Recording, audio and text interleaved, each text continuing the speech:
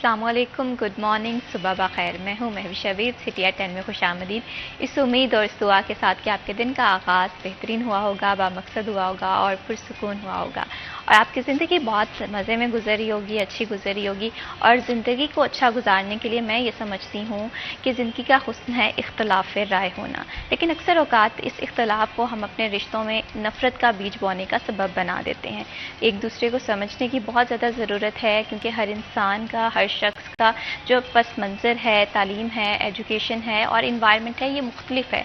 बस हमें हमारे जो सोचने का ज़ाविया है उसे बदलने की ज़रूरत है। और दूसरी अहम चीज़ ये कि हमें हमारे रिश्तों में स्पेस देने की बहुत ज़्यादा ज़रूरत है। एक दूसरे को स्पेस दें, फ़ैसला करने का वक्त दें, क्योंकि ज़िंदगी का जो खूबसूरती है ये हमारे रिश्तों के साथ है, एक दूसरे की राय का एहतराम करने के साथ है। हो सकता है कि सामने वाला किसी हद तक ठीक हो। ऐसे छोटे छोटे से अगर पॉइंट्स हम अपनी ज़िंदगी में शामिल कर लेते हैं तो हमारी ज़िंदगी पुरसुकून भी गुजरती है और अच्छी भी गुजरती है। अब बढ़ाते हैं प्रोग्राम को आगे और कुछ बात करते हैं फैसलाबाद के वेदर के हवाले से। क्या आज फैसलाबाद में बारिश होगी या नहीं, ये देखते हैं हमारे 2 डेज़ वेदर में।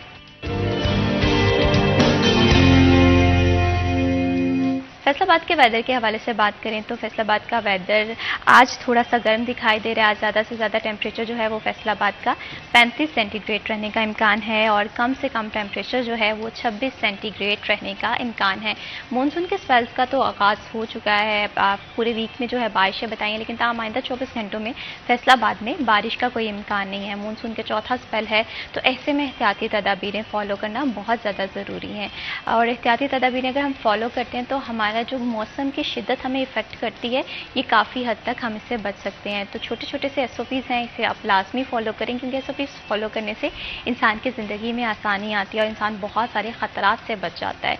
तो मौसम की सूरत हाल को देखते हुए, मौसम के जो जितने भी रिस्क फैक्टर्स हैं उन्हें देखते हुए, सबसे पहले ये कि घर से बग़ैर ज़रूरी ना निकला जाए और कोशिश ये करें, क्योंकि अब मानसून का सीज़न है, तो जो नदी नाले हैं, दरिया हैं, इनके पास जाने से भी गुरेज़ करें, क्योंकि ये बहुत बड़ा अलर्ट है। हम अक्सर औकात कोताही कर देते हैं और हमारी जो ज़िंदगी है वो ख़तरे में चली जाती है। तो अपनी ज़िंदगी की हिफाजत करना, अपनों की हिफाजत करना, ये हम सब की रिस्पॉन्सिबिलिटी है। थोड़ा सा हमें यहाँ पर ज़िम्मेदार होने का रोल प्ले करना चाहिए। और अब ज़िम्मेदारी के हवाले से बात करें तो इस वक्त मैं ये समझती हूँ कि वो स्टूडेंट्स जो कि समर वेकेशन बहुत अच्छे से गुजार रहे हैं, उन्हें थोड़ा सा समझदार होने की ज़रूरत है या थोड़ा सा रिस्पॉन्सिबल होने की ज़रूरत है। क्योंकि गर्मियों की छुट्टियों के हवाले से बात करें तो गर्मियों की छुट्टियाँ बस गुजरने ही वाली हैं और ऐसे में बच्चों की छुट्टियों का काम कहाँ तक पहुँचा है, पेरेंट्स का रोल क्या है, इन सब टॉपिक्स पे हम गुफ्तगू करेंगे। लेकिन टॉपिक्स पे गुफ्तगू करने से पहले हमारे जो आज के मेहमान हैं उनका तारुफ करवा दूँ। आज हमें प्रोग्राम में ज्वाइन किया है सिटी 41 के रिपोर्टर मोहम्मद अली नारू ने।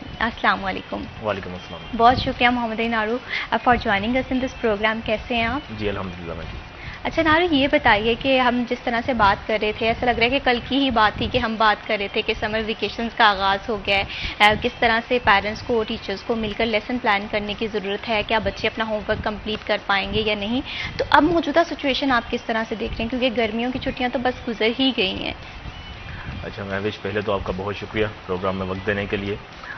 दूसरा ये कि गर्मियों की छुट्टियां और छुट्टियों का काम दोनों बड़ी अहम चीज़ें होती हैं स्टूडेंट्स के लिए और बहुत ज़्यादा प्लानिंग होती है बच्चों की, गैर निसाबी प्लानिंग। निसाब से हट कर भी हमने जो जो काम करने थे, जो जो काम करने वाले हैं, वो सब छुट्टियों में हमने सर अंजाम देने होते हैं तलबा की एक बड़ी तादाद में। अच्छा, छुट्टियों में ये होता है कि आप छुट्टियां दो तरह से ही गुजारते हैं, या तो फिर आप काम करके गुजारते हैं या फिर आप मुकम्मल तौर पर इंजॉय करके गुजारते हैं। और तीसरा जो तरीका है सबसे बेहतरीन कि आप काम भी करते हैं और इंजॉयमेंट भी करते हैं। अब चूंकि अभी कल की बात है, जैसे अभी आपने जिक्र किया तमहीदन के आगाज़ में हम छुट्टियों का जिक्र कर रहे थे कि छुट्टियां हो रही हैं, क्या क्या करना है स्टूडेंट्स ने, कैसे कैसे अपनी छुट्टियां निकालनी है, कैसे सारा कुछ सर अंजाम देना है। तो अभी गालबन मेरे ख्याल से 2.5 से 3 हफ्ते बकिया रह चुके हैं गर्मियों की छुट्टियां ख़त्म होने में। और जो तलबा की एक बड़ी तादाद है उन्होंने नानों वाला विज़िट भी मुकम्मल कर लिया है, मामू वाला विज़िट भी मुकम्मल कर लिया है और सैर व तफरीह के जितने मौक़े थे सारे मेरे ख्याल से मुकम्मल कर लिए गए हैं। अब आ जाएँ छुट्टियों के काम पर। छुट्टियों का काम इस तरह से इम्पोर्टेंट होता है कि हमें बिल्कुल ही किताबों से ना आशना ना होना पड़े कि हम छुट्टियां हुई हैं, काम नहीं है और हमने जहां पर बैग रखा था जून की 1 तारीख को, कहीं वहीं से तो हम 2 से 2.5 महीने बाद वो बैग तो नहीं उठा रहे। अगर तो ऐसा मामला है तो फिर तो उन तलबा के लिए अब बड़ी मुश्किलात बनने वाली हैं, चूंकि वक्त इंतहाई कम रह चुका है।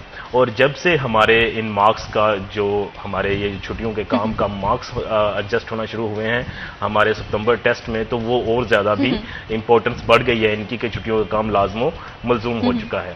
अच्छा, अब जिन बच्चों ने वक्त गुजार दिया है और नहीं कर पाए उनके लिए तो राय यही है कि जनाब अब आपकी जो छुट्टियां रह चुकी हैं आप मुकम्मल तौर पर उनको अपने जो तालीम की जानिब है उस जानिब रागिब हों और अपना काम मुकम्मल करें। हमारे यहाँ पर मसला ये बन जाता है महविश के वालिदैन की एक बड़ी तादाद ऐसी है जो कि बच्चों के ऊपर चीज़ को छोड़ देती है या फिर सरासर उनके मरहूने मिन्नत कर देती हैं कि इन्होंने पढ़ना है या जो भी करना है वो सारी की सारी चीज़ें बच्चे खुद देखते हैं तलबा। अच्छा, इनमें तलबा का अगर तो है ऐसा लेवल उस स्टूडेंट का कि वो खुद बहुत ज़्यादा संजीदा है पढ़ाई को लेकर और वो अपना टाइम मैनेज करता है, ब्रेकफास्ट का करता है टाइम मैनेज, खेल कूद का करता है, पढ़ाई का करता है, और उसने ऐसा एक दिन भी नहीं जाने दिया इन छुट्टियों में जिस दिन उसने अपनी किताब ना खोली हो, अपना काम मुकम्मल ना किया हो, तो उसके लिए तो बड़ा बेनिफिशरी टाइम रहा है कि उसने सारा एक स्मूथ तरीके से काम रोज़ाना की बुनियाद पर किया है और अवाखिर में जाके जब स्कूल खुलने वाले होंगे तो उसका काम भी मुकम्मल होगा, ना सिर्फ काम मुकम्मल होगा बल्कि उसको चीज़ें अजबर याद भी होंगी और उनको परफॉर्म भी कर पाएगा, लिख भी पाएगा। और दूसरी जानिब वो तलबा जिनके ऊपर इन्हिसार तो कर लिया जाता है लेकिन वो स्टूडेंट खुद गैर संजीदा हैं और हर रोज़ ढील से काम लेना के दिन गुजरते जा रहे हैं कि आज का काम कल करेंगे, ओके कल का दिन भी गुजर गया, अभी बड़ी छुट्टियां पड़ी हुई हैं फिर करेंगे, आज खेल कूद कर लें, अभी छुट्टियां पड़ी हुई हैं फिर करेंगे, तो ये जो फिर है ये कभी नहीं आती है और छुट्टियां बिलाखिर ख़त्म हो जाती हैं। तो उन जो स्टूडेंट्स हैं उनके लिए बड़े मसाइल बन जाते हैं। आज हमारा बात करने का मकसद ये है कि भाई अगर आपने छुट्टियाँ बहुत पुरतैश अंदाज में गुजार भी दी हैं और सारे के सारे 2 महीने आपने वेस्ट कर दिए हैं और आप किताब की जानिब या जिस जगह बैग पड़ा हुआ है आपने उस कमरे का रुख भी नहीं किया, तो खुदारा अब होश के नाखुन लें। और अगर स्टूडेंट्स होश के नाखुन नहीं ले तो कम से कम वालिदैन उनको इस जानिब लाएं और मायल करें, छुट्टियों का काम मुकम्मल करवाएं। और अब जो तालीम है, अच्छा इसमें महविश ये भी होता है कि अगर आप किताब से दूरी इख्तियार करते हैं तो बाद में आपको किताब की जानिब आने में बड़ा मसला बनता है और दोबारा से डिस्टर्ब हो जाती है, रूटीन डिस्टर्ब हो जाती है। गो थ्रू होने के लिए आपको दोबारा से अटेंशन होने के लिए और जो आपका स्टेमिना है वो लूज कर जाता है पढ़ने का, रीडिंग आपकी बड़ी पीछे चली जाती है। तो इसमें हम बारहा यही बात करते आए हैं कि आप बिल्कुल चीज़ों को देखें, कोई भी चीज़ है अगर आप उसको अल्टीमेट एंड पे लेकर जाएंगे और बिल्कुल छोड़ ही देंगे तो वो बाद में आपके लिए मसला पैदा करेगी। तो उसका बेहतरीन हल क्या होता है कि आप एक मुतवाजन तरीका अपनाएं, वो पढ़ाई है, वो आपका खेल कूद है, वो आपकी ग़िज़ा है, कुछ भी है जिसमें आप मुतवाजन रहेंगे, हल्का फुल्का टच देते रहेंगे, काम करते रहेंगे, रोज़ाना की बुनियाद पर आप किताब खोल रहे हैं, आप पढ़ रहे हैं। और बिलखसूस जिस घर में 3-4 बच्चे हैं और वो हम उम्र भी हैं कमोबेश 1-1, 2-2 साल का फ़र्क है, तो वो एक दूसरे की बड़ा अच्छा उनके साथ हो सकता है कि हम आपने भी ट्यूशन का टाइम देखा होगा, एकेडमी का टाइम, कि टीचर को सुनाने से पहले साथ वाले को सुनाना कि भाई अजबर हो गया, अच्छे से जरा मुझसे सुन लो, तुम ये देख लो, तुम ऐसे ऐसे है। तो ये जो घर में एक माहौल बन जाता है, बच्चे कमोबेश एक ही क्लास में होते हैं या आगे पीछे क्लासेस हैं, तो उनका आपस में बड़ा अच्छा एक राबता होता है और उनकी तैयारी बड़ी जबरदस्त हो जाती है। यहाँ पर 2 चीजें मिक्स होती हैं। एक तरफ अगर बहुत सारे बच्चे हम उम्र हैं तो वो देखेंगे आपके उनका ज्यादातर रुझान खेलने की तरफ हो जाता है। यहाँ पर रिस्पॉन्सिबल होने की बहुत ज्यादा जरूरत है। वो कहते हैं ना कि आज का काम अगर हम कल पे छोड़ेंगे तो वो कल कभी नहीं आती। और जिस तरह से अभी आप एक्सप्लेन कर रहे थे, मुझे तो ये लग रहा था कि मैं स्टूडेंट हूँ और मेरे छुट्टियों का काम अभी पेंडिंग है और मेरे लिए बड़ा स्ट्रेस वाला माहौल है। और वाकई ही ये स्टूडेंट्स के लिए एक स्ट्रेसफुल इन्वायरमेंट क्रिएट करता है जब वो क्लास में जाते हैं और देखते हैं कि होमवर्क नहीं कंप्लीट हुआ। तो यहाँ पर अगर हम देखें कि जाहिर सी बात है बच्चे तो छुट्टियों को खेल कूद का ही एक जरिया समझते हैं, लेकिन अगर छुट्टियों को अच्छे से हम इन्वेस्ट करें, ठीक है, तो बेहतरीन क्लासरूम बन सकते हैं। तो ऐसे में पेरेंट्स के रोल के हवाले से बात करें तो अब हर कोई पेरेंट्स में से एजुकेटेड नहीं होता है, ठीक है। बहुत सारे पेरेंट्स हैं जो रिस्पॉन्सिबल होते हैं लेकिन उन्हें नहीं समझ में आ रहा होता कि वो अपने बच्चों की तालीम को किस तरह से कंटिन्यू करें। ट्यूशन पर छोड़ते हैं। तो मैं ये समझती हूँ कि आजकल सिर्फ ट्यूशन पर रहना उतना अहम नहीं है, क्योंकि इंसान को थोड़ा सा खुद भी अपने बच्चों पर नज़र रखनी चाहिए। तो इनडायरेक्टली मेरा सवाल ये था कि पेरेंट्स के रोल को किस तरह से देख रहे हैं आप? बड़ा अहम रोल है। देखें महविश, यहाँ पर ये होता है कि हमारे यहाँ पर ऐसे पेरेंट्स हैं और ऐसी तादाद है जो कि खुद पढ़े लिखे नहीं हैं और उनके बच्चे पढ़ रहे हैं। तो हमारे यहाँ पर एक पाया जाता है ट्यूशन कल्चर। वो हर गली मोहल्ले में, हर सोसाइटी में, हर तरफ होता है कि बच्चे ट्यूशन जा रहे हैं और वहाँ पर अपना काम मुकम्मल करके आ रहे हैं। और मेरे ख्याल से छुट्टियों में रोज़ाना की बुनियाद पर अगर कोई बच्चा एक उसका दौरानिया ट्यूशन का 3 घंटे है या 2.5 घंटे भी है और वो वहाँ जाके उसकी किताब से अट्रैक्शन हो रही है और पढ़ रहा है, तो इट्स इनफ, बहुत टाइम है ये छुट्टियों में आपका किताब को देने के लिए। और सबसे जो अहम चीज़ है, देखें हमारे यहाँ पर अब ये एक रुझान पाया जाता है या कह लें कि अलमिया है कि हम समझते हैं कि किसी चीज़ को बहुत ज़्यादा टाइम देने से उस चीज़ में बेहतरी आएगी। अगर एक बच्चा है और उसने एक सवाल का जवाब याद करना है, वो 3 से 4 लाइनों पर मुहित जवाब है सतूर पर, तो उसके लिए वो क्या कर रहा है कि 1 घंटा वो किताब लेकर बैठा हुआ है। अब ये चीज़ वालिदैन को मुतमिन कर रही है कि उसके सामने किताब है, वो 1 घंटा उसको लेकर बैठा हुआ है, लेकिन उसने अभी तक वो सवाल जवाब याद नहीं कर पाया। अब ये बेहतर है या ये बेहतर है वो बच्चा 5 मिनट में वो जवाब याद कर लेता है और उसको लिख भी लेता है, सब कुछ हो भी जाता है। तो हमारे यहाँ पर क्या होगा कि जनाब इसने तो 5 मिनट ही पढ़ा है बस, बिल्कुल, और वो इसने ज्यादा टाइम क्यों नहीं लगाया, हत्ता कि इसका कोई ताल्लुक नहीं है। ऐसे ही ट्यूशन में है कि अगर वो बच्चा सारे का सारा काम अपना रोजाना मुकम्मल कर रहा है, ट्यूशन कल्चर में कर रहा है, यहाँ पर घर बैठा कर रहा है, तो उसके लिए वो 1 घंटा हो या 2 घंटा हो, वो 3 घंटे हो, प्रोडक्टिव होने चाहिए। ये नहीं है कि किताब के साथ बैठा है तो वो किताब के साथ भी बड़ी खेलकूद हो जाती है, बहुत ज्यादा आप टाइम भी वेस्ट कर लेते हैं, पेन पर भी टाइम वेस्ट कर लेते हैं आप, ठीक है, तराश खराश में भी कर लेते हैं, अपनी रेजर ढूंढने बैठ जाते हैं, बड़े काम होते हैं, हम करते रहे हैं बचपन में। तो ये चीजें नहीं है, प्रोडक्टिव टाइम होना जरूरी है कि आप जितना टाइम दे रहे हैं तालीम को बाकायदा उसमें आप प्रोडक्टिव टाइम दे रहे हैं और आप कुछ हासिल कर रहे हैं। वो अब 1 घंटा है इन छुट्टियों में, 2 घंटे हैं, 3 घंटे हैं। अब वालिदैन मुसलसल, जहां पर हमारे रोल की बात की आपने, वालिदैन के रोल की बात की, तो वालिदैन इतना तो जरूर कर सकते हैं कि उनकी जो ट्यूशन की टीचर हैं उनसे कांटेक्ट में रहें और पूछते रहें कि क्या कर रहा है बच्चा, कैसी जा रही है इसकी तालीम, क्या कर रहे हैं। और बड़े भाई बहन होते हैं घरों में, वो चीज़ों को चेक एंड बैलेंस रखते हैं। सबसे ज़रूरी ये है कि किसी भी चीज़ को उसके ऊपर छोड़ ना दिया जाए, बेआसरा ना किया जाए उसको। आप चेक एंड बैलेंस रखें, रोज़ाना की बुनियाद पर रखें। रोज़ाना नहीं कर सकते तो हफ्ते में 1 दिन ज़रूर आप अपने जो मिलें, बच्चों के टीचर से मिलें, उनसे बातचीत करें कि इन्होंने किस तरह से, अब यानी कि छुट्टियों का जिक्र हो रहा है तो छुट्टियां कैसे गुजरी हैं, क्या काम कर रहे हैं, कितना फीसद जो सिलेबस है वो इनका कवर हो चुका है, जो छुट्टियों का काम है कितने फीसद मुकम्मल हो चुका है। तो इस तरह से आपका एक तो बच्चा भी अलर्ट रहता है कि मेरे वालिदैन ने पूछना है और मेरी जो पूछगछ है वो होनी है, और दूसरा वो सिलेबस के साथ टच रहता है। ये जो छुट्टियों का काम है, ये इंसान के लिए, कुछ लोग समझते हैं बच्चे की ये बर्डन है, लेकिन ये बर्डन नहीं होता। आपको किताबों के साथ कहीं ना कहीं कनेक्ट रखने के लिए एक अहम जरिया होता है। फर्दर भी समर वेकेशंस के हवाले से गुफ्तगू करेंगे, लेकिन यहाँ पर वक्त हो एक छोटी सी ब्रेक करके मत जाइए, हमारे साथ रहिए।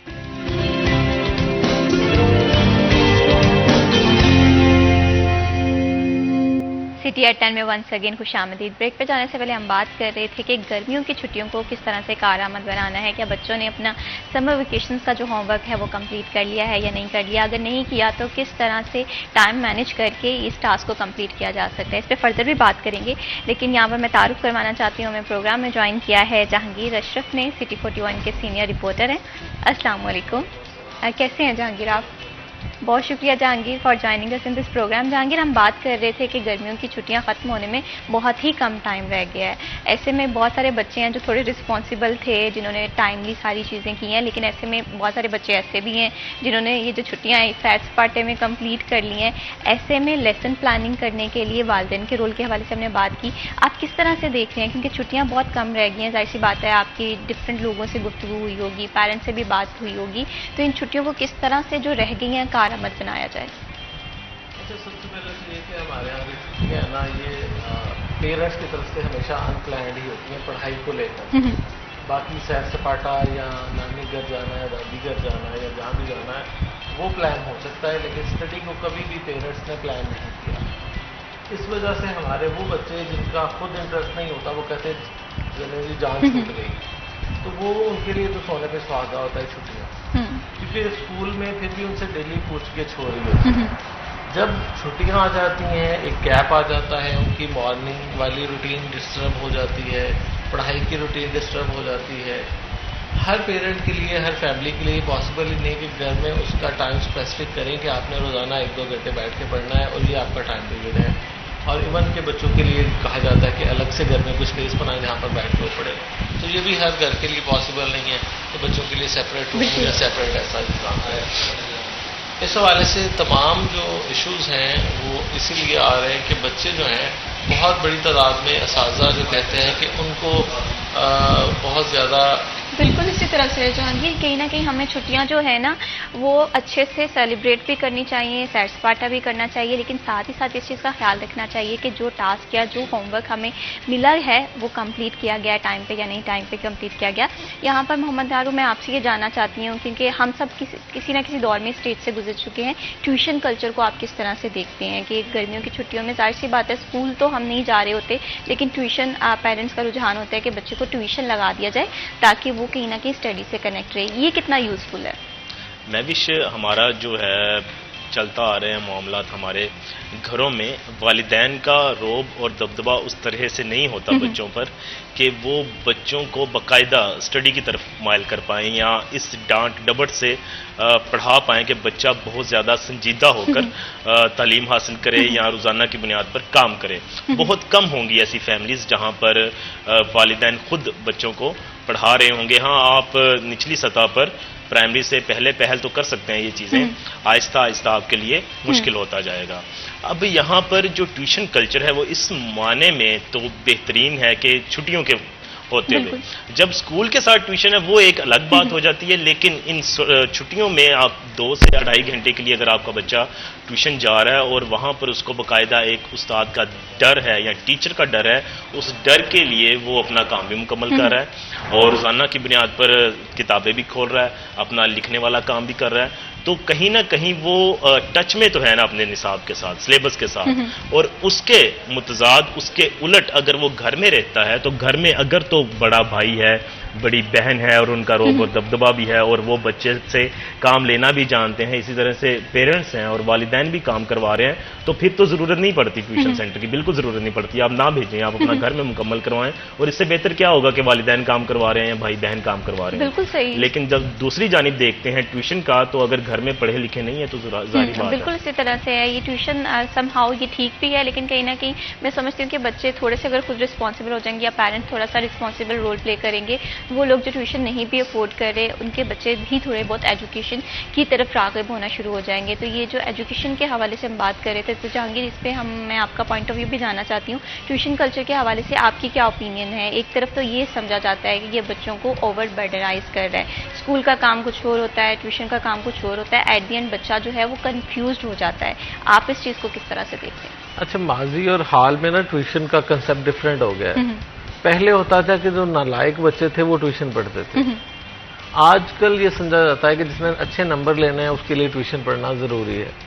और जैसे अली ने भी बात की कि छुट्टियों में अगर पेरेंट्स घर में नहीं पढ़ा सकते, बड़े बहन भाई नहीं पढ़ा सकते, तो फिर ट्यूशन एक अच्छी ऑप्शन है, क्योंकि बच्चे अगर उसको कोई गाइड करने वाला नहीं होगा तो वो इस एज में होते हैं कि वो खुद से नहीं कर सकते, क्योंकि कोई 2-4% बच्चे ऐसे होंगे जो खुद ही इंटरेस्ट लेकर किताबें लेकर बैठ जाते हैं, पढ़ाई कर लेते हैं, रिवाइज कर लेते हैं जो पढ़ा हो, क्योंकि मोस्टली रीडिंग तो हर बच्चे को आ जाती है 2-3 क्लासेस में, उसके बाद वो उसको अंडरस्टैंडिंग भी होना शुरू हो जाती है। अगर तो बच्चे खुद से रिस्पॉन्सिबल हों और थोड़ा सा सेंस उनमें हो तो वो खुद ही चीज़ों को रिवाइज करना शुरू कर देते हैं, जो कि ऐसी चीज़ें ना हो जो कि मैथ और साइंस और इस तरह की जो समझने वाली हैं, जो कि उनकी वो समझ से बाहर हो जाती हैं। सिर्फ रीडिंग काफ़ी नहीं होती कुछ सब्जेक्ट्स के लिए, लेकिन कुछ सब्जेक्ट ऐसे हैं जो सिर्फ रीडिंग से आप उसको गो थ्रू कर सकते हैं। तो इस हवाले से ट्यूशन कहीं कहीं बहुत ज़रूरी हो जाती है, लेकिन आम तौर पर माजी का जो ट्रेंड था वो बहुत अच्छा था कि जो बच्चे स्कूल में जिनको समझ नहीं आती थी वो ट्यूशन रखते थे कि हम इसको थोड़ा सा और समझ लें।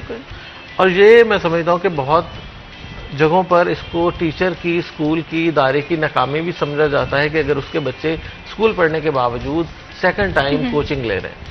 तो इस हवाले से यकीनी तौर पर हमें देखना होगा कि हम पेरेंट्स पर ज़्यादा बोझ ना डालें। जो एजुकेशन के इंस्टीट्यूट्स हैं वो अपना कल्चर इतना रिच बनाएं, वो अपने टीचिंग प्रैक्टिस को इतना बेहतर बनाएं कि बच्चों को ट्यूशन की ज़रूरत ना पड़े।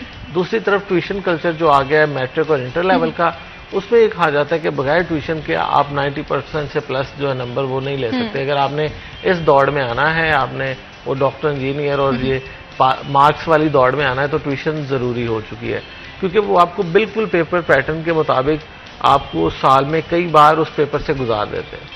जब एक चीज़ से आप पहले गुजर चुके होते हैं तो फाइनल एग्जाम जब आता है तो आपके लिए वो नया नहीं होता। सही। जो बच्चा ट्यूशन नहीं पढ़ता उसके लिए वो पेपर नया होता है। क्योंकि उसके इदारे ने उसको पेपर के अकॉर्डिंग तैयारी नहीं करवाई। हमारे इदारे सिर्फ किताबें पढ़ाकर A to Z पढ़ाकर वो समझते हैं हमने अपनी जिम्मेदारी पूरी कर दी, लेकिन बच्चों को पेपर पैटर्न के मुताबिक चेक करना, तैयारी करवाना, उनको टेस्ट लेना, ये इदारों में कम होने की वजह से ट्यूशन जो है वो सक्सेसफुल है। तो इसलिए कहीं भी हम ट्यूशन को बुरा भी नहीं कह सकते और कहीं भी नहीं कह सकते कि ये लाज़िम व मलज़ूम है। इसमें दोनों तरफ से कमियां कोताहियां मौजूद हैं, तालीमी इदारों में भी और ट्यूशन सेंटर्स में भी, कि इसको हमने सिर्फ फाइनेंसिस के साथ जोड़ दिया है एजुकेशन में, कि जो बच्चा ट्यूशन पढ़ेगा भारी फीसें देगा, क्योंकि इस वक्त ट्यूशन की फीस जो है वो स्कूल से ज्यादा है। बिल्कुल सही, बिल्कुल। तो जब मैट्रिक इंटर की पढ़ रहे ना 10 से 12 हज़ार रुपए इस वक्त पर मंथ चल रही है, जबकि स्कूल में आपकी एवरेज फीस जो नॉर्मल स्कूल है, इवन कुछ ब्रांड्स वाले भी वो 5 से 7 हज़ार रुपए पर मंथ ले रहे हैं। तो इसका मतलब स्कूल से डबल है ट्यूशन की फीस। तो पेरेंट जो स्कूल की फीस बामुश्किल अफोर्ड कर रहे हैं, तो कैसे पॉसिबल है कि वो अपने बच्चों को एकेडमी भेजें और नंबरों की दौड़ में लेकर आएँ। तो इसलिए बहुत सारे बच्चे नंबर की दौड़ से इसलिए पीछे रह जाते हैं कि वो उनके पेरेंट्स अफोर्डिंग नहीं होते और मुकाबला आ गया है वो सारा इस साइड पे आ गया। बिल्कुल नंबर गेम्स पे बात चली गई है और कहीं ना कहीं मैं ये सोचती हूँ कि इसने ना हमारी जो तख्लीकी सलाहियत है वो मुतासिर कर दी है। बच्चे जो हैं वो कहीं ना कहीं नंबर्स की दौड़ में है, बगैर कुछ सीखे समझे कॉन्सेप्ट नहीं क्लियर हो रहे। तो यहाँ पर मोहम्मद इनारो मैं आपसे ये जानना चाहती हूँ कि जिस तरह से अगर समर वेकेशन के टाइम फ्रेम के हवाले से बात करें, मैट्रिक का रिजल्ट आता है, इंटर की क्लासेज जो हैं या 8th क्लास का रिजल्ट आता है, हम देखते हैं उसके बाद 9th की क्लासेज स्टार्ट हो जाती हैं, फ़ौरन छुट्टियाँ हो जाती हैं। 3-4 महीने छुट्टियों में गुजर गए और उसके बाद बच्चा जब स्कूल जाएगा कोई तैयारी नहीं होगी। तो किस तरह से ये सारी चीज़ें प्लान की जा सकती हैं? प्लानिंग जी छुट्टियों से कबल ही होनी चाहिए, स्कूल में ही होनी चाहिए। और ये कोई नई चीज़ नहीं होती हर साल के जी छुट्टियां इससे कबल तो कभी हुई नहीं पाकिस्तान में गर्मियों की। तो जब हमें पता है कि छुट्टियां होनी हैं और बिलखसूस इन अयाम में होनी है, इन महीनों में होनी है, और हमारी जो तैयारी है वो रिवायती है या फिर अनप्लैंड होगी जी चीज़ें कि पता नहीं चला और अब करना क्या है, तो इसके लिए स्कूल में ही बाकायदा अगर हमारा जो सारा स्ट्रक्चर है वो उस तरीके से डेवलप किया जाए, बच्चों को पढ़ाया जाए और बाकायदा एक तो हम दे रहे हैं छुट्टियों का काम तो हम करवा रहे हैं, सब कुछ करवा रहे हैं, लेकिन उसको मौसर कैसे बनाया जाए। जैसे कि हमने आगाज़ में जिक्र किया था कि इससे पहले छुट्टियों का काम उस तरह से मौसर नहीं था जब तक इसके मार्क्स जो नंबर्स हैं वो नहीं लगना शुरू हुए, कि बाकायदा आपके इसके फौरन बाद सितंबर टेस्ट में आपके नंबर्स छुट्टियों के काम के भी काउंट होने हैं, फिर जाकर आपकी पोजीशन बननी है। तो ये क्या होगा, मायने खेज हो गया। इसी तरह से हमने ये जो अभी आपने जिन बच्चों का जिक्र किया है, हर चीज़ को लेकर चलने के लिए बाकायदा मनसूबाबंदी हो, और जब आपने प्रोडक्टिव काम करना शुरू कर देना है तो किसी भी चीज़ के लिए आपको मुश्किल नहीं करना पड़ती। 1 से 2 मरतबा आपने जब वो प्लानिंग करनी है, मनसूबाबंदी करनी है, आपको आगाज़ में मुश्किल आनी है, उसके बाद जो स्टूडेंट्स हैं उनकी अंदर वो तरबियत में शामिल है, उनके अंदर फितरत में शामिल है कि उन्होंने वो चीज़ें अडॉप्ट करनी है, बड़े पैमाने पर करनी है। आपने एक बार आपको मुश्किल होगी, बाद में बार बार मुश्किल नहीं होगी। तो अब करना क्या है कि हमने उनको निसाब का एक तो हिस्सा बनाना है चीज़ों को, और दूसरा स्ट्रिक्टली उस पर अमल दरामद करवाना है कि ये चीज़ अगर नहीं होगी तो उसके बाद ये इसके सर्कमस्टांसेस होंगे जो आपको झेलना पड़ेंगे।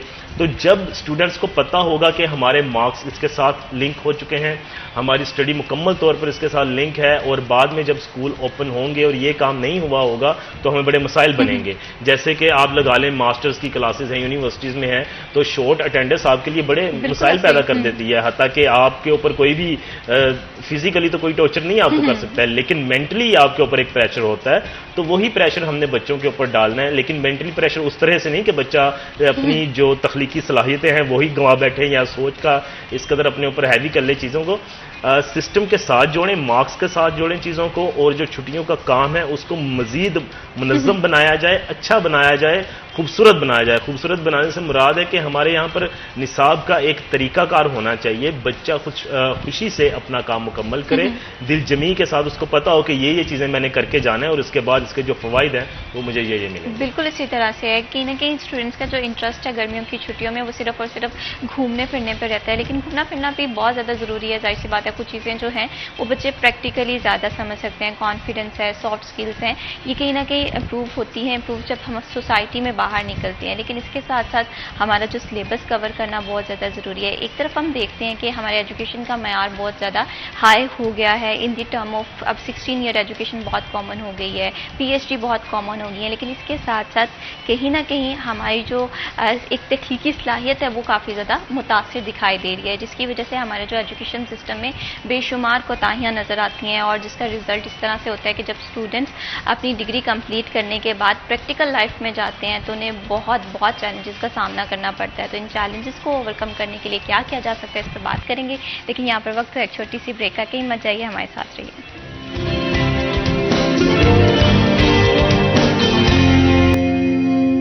सिटी एट 10 में वंस अगेन खुशामदीद। गर्मियों की छुट्टियों का जैसे आगाज़ होता है तो पेरेंट्स के जहन में एक ही सवाल गर्दिश कर रहा होता है कि किस तरह से बच्चों को मसरूफ़ रखें जहाँ पर वो खुश भी हों, सीखें भी, और अपनी जो छुट्टियाँ इन्हें कारआमद भी बनाएं। तो ऐसे में बहुत सारे फैक्टर्स हैं, एक तो सैर सपाटे का फैक्टर भी है, जाहिर सी बात है ये भी ज़िंदगी में बहुत ज़्यादा ज़रूरी है, और दूसरा जो लेसन प्लान है ये वालिदैन की रिस्पॉन्सिबिलिटी आ जाती है। बच्चों को अच्छी ट्यूशन अगर प्रोवाइड करें, अगर वो घर में ये सारी चीज़ें नहीं कर सकते हैं तो ऐसे में पेरेंट्स का रोल बहुत ज़्यादा इंपॉर्टेंट था। दूसरी जानिब ब्रेक पे जाने से पहले हम बात कर रहे थे कि गर्मियों की छुट्टियों में बच्चे उस तरह से अपनी एजुकेशन को वक्त नहीं देते, जिसकी वजह से वो कॉन्फिडेंस के लिए सॉफ्ट स्किल उनकी काफ़ी हद तक मुतासर होती है।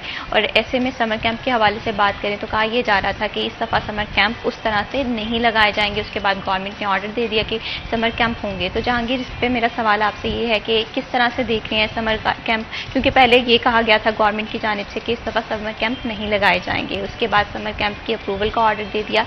तो किस तरह से रहे इस वेकेशंस में समर कैंप? अच्छा, चूंकि हर साल ये जो पहले भी बात हुई कि छुट्टियां हर साल होती हैं, हमें पता होता है कि इन डेज में, इन मंथ में छुट्टियां होती हैं, तो हमें उसकी प्लानिंग पहले से कर लेनी चाहिए। एक माजी में वो वक्त भी आया जब गवर्नमेंट ने खुद टेप्टा के साथ मिलकर अपने गवर्नमेंट स्कूल्स के बच्चों के लिए स्किल समर कैंप लगाए, ताकि जो बच्चे गवर्नमेंट स्कूल में पढ़ रहे हैं वो टेप्टा के इदारों में जाएं और तकरीबन 2 माह के लिए कोई ना कोई हुनर सीख लें। इस साल ये नहीं हुआ।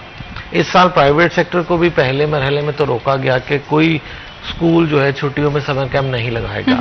जब तमाम टीचर्स को उन्होंने छुट्टियां दे दी, घरों में भिजवा दिया बच्चों के साथ ही, तो तब कुछ दिन बाद एक नोटिफिकेशन गवर्नमेंट ने जारी किया कि समर कैंप लगाया जा सकता है, लेकिन सिर्फ 1 माह के लिए 15 जून से 15 जुलाई तक। अब चूंकि अक्सर स्कूल्स प्लान नहीं कर चुके थे और छुट्टियां दे चुके थे, और किसी भी चीज़ को आपने जब इम्प्लीमेंट करना है तो उससे पहले उसकी प्लानिंग बहुत ज़रूरी है। और गवर्नमेंट तो बगैर प्लान के अनाउंस कर सकती है, लेकिन प्राइवेट सेक्टर बिलखसूस वो ऐसा नहीं करते। अगर उन्होंने समर कैंप लगाना है तो उसका पूरा प्रॉपर प्लान होगा, बच्चों की रजिस्ट्रेशन होगी और विलिंगनेस होगी कि इतने बच्चों का बैच बनेगा तो हम समर कैंप लगाएंगे।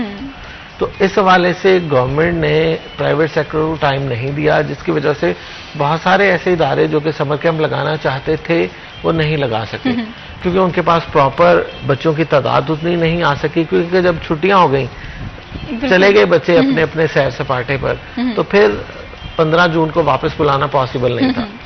अब ऐसे में क्या हुआ कि कुछ स्कूल्स में वो लगे और कुछ में नहीं लग सके। ऐसे में जो प्राइवेट सेक्टर की एकेडमीज या कुछ इंस्टीट्यूट हैं जो सिर्फ करवाते ही शॉर्ट कोर्सेज हैं, उनके कुछ ने अच्छा काम किया कि गर्मियों की छुट्टियों में बच्चों के लिए कंप्यूटर के और लैंग्वेज के और दीगर स्किल्स के कोर्सेज लॉन्च किए। तो बहुत सारे बच्चे ऐसे हैं जिन्होंने प्राइवेट एकेडमीज में, प्राइवेट इंस्टीट्यूशंस में, तालीमी इदारों से हटकर, जो कि रूटीन के हमारे, वहाँ पर समर कैंप इतने नहीं लग सके, लेकिन प्राइवेट सेक्टर की तरफ से जो एकेडमीज हैं और इस तरह के इदारे हैं जो कि ऑलरेडी शॉर्ट कोर्सेज करवाते हैं, वहाँ पर काफ़ी रुझान रहा बच्चों का छुट्टियों के दौरान, क्योंकि पेरेंट्स को भी पता है और आज की जनरेशन के बच्चों को भी पता है कि बगैर स्किल के उनकी डिग्री किसी काम की नहीं है। चाहे वो अभी मैट्रिक में है, चाहे इंटर में है, चाहे उससे आगे BS कर रहे हैं, तो हर क्लास में आपकी स्किल्स रिक्वायर्ड हैं। जब तक वो आप नहीं सीखेंगे, खाली नंबर आपके पास होंगे, आप अपने आप को बेहतर तौर पर एडजस्ट कहीं पर नहीं कर पाएंगे।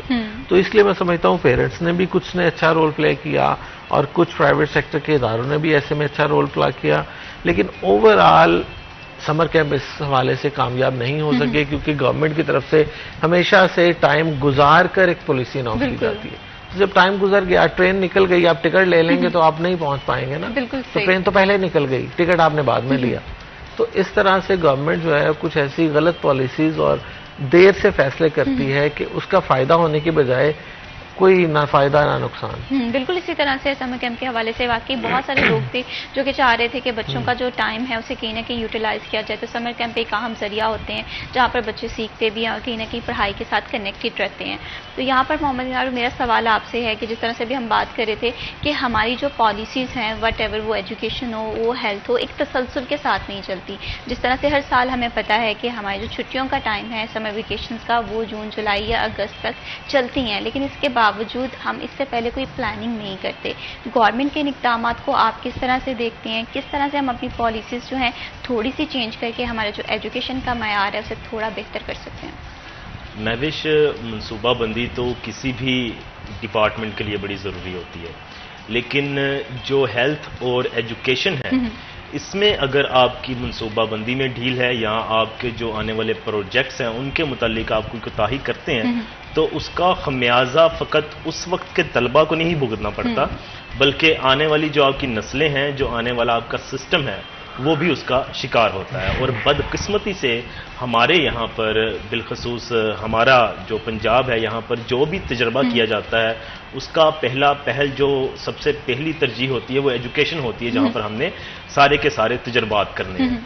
जो सबसे नाजुक शोबा है या जिसको कह सकते हैं कि आप जहाँ पर आपकी एक प्रीपेड सेक्शन होना चाहिए कि ये चीज़ होगी, इसके ये समरात होंगे और इन चीज़ों के बाद हम अपने मकसद के हसूल तक पहुंचेंगे। ये सारी चीज़ें आपकी फ़कत सोच तक महदूद नहीं होनी चाहिए, ये रिटर्न होनी चाहिए कि जनाब ये हमारे अहदाफ हैं, ये चीज़ है, इसको ऐसे परफॉर्म करना है, ये पंजाब का ज़िला ये करेगा, ये पंजाब का ज़िला ये करेगा, यहाँ पर हमारे ये असातिज़ा हैं जो इसके लिए बेहतरीन है, ये स्कूल है जहाँ पर इन तरजीहात को हम मलहूज़े खातिर रखते हुए अपने अहदाफ तक पहुँच सकते हैं।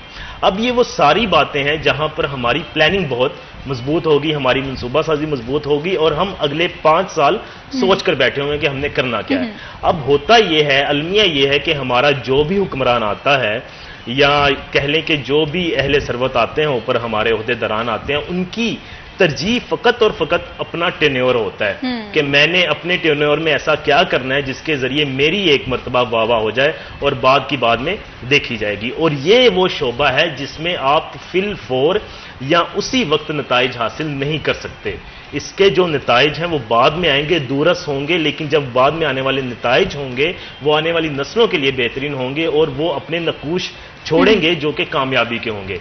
लेकिन जब आप आर्जी फैसले लेते हैं, आप आर्जी काम करते हैं, आपने अपनी चीदा सी स्कीमें निकालनी है, उनको आपने सहरा बना देना है कामयाबी का और फिर कहना है कि जी हमने जो तालीमी मैदान में काम किए हैं उनके मद्दे मुकाबिल कोई कुछ भी नहीं कर सकता। और फिर हमें नजर आता है कि जनाब हमारे इंजीनियर्स मुल्क छोड़ के जा रहे हैं, हमारे IT सेक्टर के जो तख्लीकार हैं वो बाहर जा रहे हैं, हमारा डॉक्टर यहाँ पर अपना मुतमिन नहीं है, जिसने बायो रखनी थी उसने इंजीनियरिंग रख ली है, जिसने इंजीनियरिंग करनी थी वो अदब में आ गया है। अदब वाला बंदा पक्के होने के लिए, सैलरी के लिए कि जनाब अब मुझे अदब ही करना पड़ेगा, तो वो लिटरेचर में ही बैठा हुआ है, उसकी सोच कुछ और थी। तो ये सारा जो बेहंगम से रवैये हैं ये सब कुछ उसी चीज़ के मजमुआ है जो हम कभी ना कभी प्लानिंग नहीं कर सके। किस प्रोग्राम में कितनी डिग्रियां आनी है, किस प्रोग्राम के लिए कितनी सीटें होनी चाहिए, किस प्रोग्राम के लिए कौन से असातिज़ा अहल हैं, कौन सी चीज़ें हमने करनी है, हमारी मनसूबाबंदी में शामिल नहीं है। तो अब ये चीज़ें अगर अब भी हमने नहीं करनी, दुनिया कहाँ से कहाँ पहुँच रही है, दुनिया की तरजीहात में खला है, दुनिया की तरजीहात में आने वाला वक्त है, दुनिया की तरजीहात में टेक्नोलॉजी है, हमारी तरजीहात में जॉब है कि जॉब कैसे हासिल करनी है, कौन सी डिग्री करूं, कौन सा ऐसा काम करूं जिसका स्कोप हो और मुझे भी 70 से 80 हज़ार की जॉब मिल जाए, एक शादी हो जाए, ले जी बाद में जिंदगी खुशो खुरम है और कोई मैंने जिंदगी में इसके अलावा कारनामा सरंजाम नहीं देना। और इसमें सबसे बड़े जिम्मेदार हमारे वक्त के हुक्मरान हैं और ओहदेदारान हैं जिन्होंने हमारी सोच के तखय्युल को इस कदर महदूद कर दिया है कि हम 2 वक्त की रोटी और रोजगार से बाहर नहीं आ पा रहे। हमारा स्टूडेंट हो, हमारे असातिज़ा हो, हमारा बड़े से बड़ा सेक्टर हो, वो इस चीज से बाहर नहीं आ रहा कि रोजगार से हटकर हमने करना क्या है। आप किसी भी मुल्क में चले जाएं, आप यूरोप में चले जाएं, आप 8 घंटे अगर किसी भी तरह से कोई भी काम करते हैं तो आप एक बेहतरीन जिंदगी जी सकते हैं जिसमें हेल्थ भी है, एजुकेशन भी है, अच्छी खुराक भी शामिल है और वक्त में आने वाले प्रॉपर्टी भी है, सब कुछ है। लेकिन पाकिस्तान में रहते हुए आप 8 घंटे की जॉब से एक मजदूर फकत 8 से 1000 रुपए की दिहाड़ी डालता है और वो भी उसकी आधी घी में गुजरती है और आधी उसका रेंट चला जाता है बेचारे का। तो यहां पर आपने मनसूबाबंदी क्या करनी है? मनसूबा साहब तो फकत ये सोच रहे हैं कि अवाम को हमने भिखारी कैसे बनाना है। मनसूबे कौन से हमारे पास कि जनाब आप ये करें, 3 महीने बाद आपको इतने पैसे मिलेंगे, 4 महीने बाद आपके लिए ये प्रोग्राम हो रहा है, उसमें जो अहलियत है आपकी, आपका घर नहीं होना चाहिए, आपके बच्चे ज़्यादा से ज़्यादा होने चाहिए, फिर आप उसके अहल होंगे, आपको गवर्नमेंट ये वजीफा दे देगी। अब जहां पर इस किस्म के वजीफे हैं, इस किस्म के प्रोग्राम है, वहां पर तकलीकी सलाहियतों ने क्या जन्म लेना है? वहां पर वो अजहान कहां पे पैदा होंगे जो मुल्क को किसी के दूर लेके जाना है, किसी को तरह से कहीं ना कहीं हमारे जो शॉर्ट टर्म गोल्स हैं, हमारे लॉन्ग टर्म गोल को काफ़ी ज़्यादा मुतासिर कर रहे हैं। एजुकेशन हो, हेल्थ सेक्टर हो या कोई भी फील्ड हो, एक्सपेरिमेंट्स वहाँ तक अच्छे लगते हैं कि जहाँ पर उसके कोई नेगेटिव असरात ना हो, लेकिन एजुकेशन में एक्सपेरिमेंट्स बहुत हद तक हमारी जो क्राइटेरिया एजुकेशन फील्ड का इसको मुतासिर कर रहे हैं। यहाँ पर वक्त है एक छोटी सी ब्रेक आ गई, मत जाइए, हमारे साथ रहिए।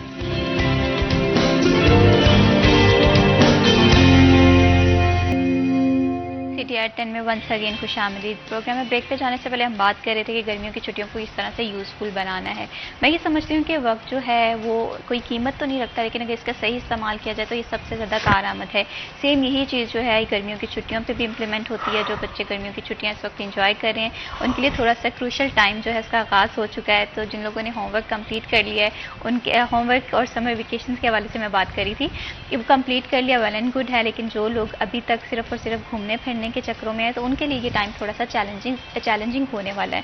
तो इसके साथ साथ जहांगीर, जिस तरह से अभी हम बात कर रहे थे कि अभी मैट्रिक का रिजल्ट भी अनाउंस होने वाला है, 24 जुलाई को रिजल्ट अनाउंस हो रहा है, इस चीज़ को आप किस तरह से देख रहे हैं कि जो टारगेट्स हमारे एजुकेशन को लेकर हैं वो क्या अचीव हो सकेंगे इस रिजल्ट में?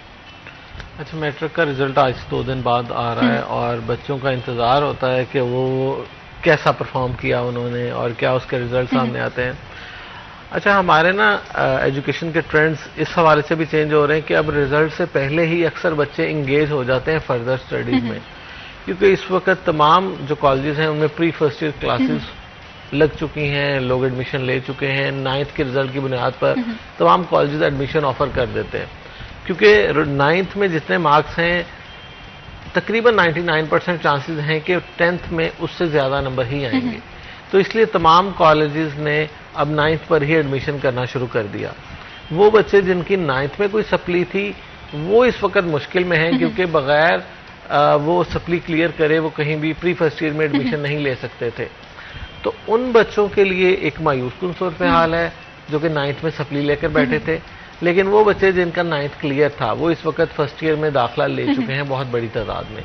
अब सिर्फ उन बच्चों के लिए ये चार्मिंग ज़्यादा होगा रिजल्ट कि जिन बच्चों की 9th में कोई सप्ली थी या नंबर कम थे या टारगेट्स के हवाले से, क्योंकि इंटर जो है इसमें कोई इतना ज़्यादा वो कंपटीशन नहीं होता जो इंटर के बाद होता है।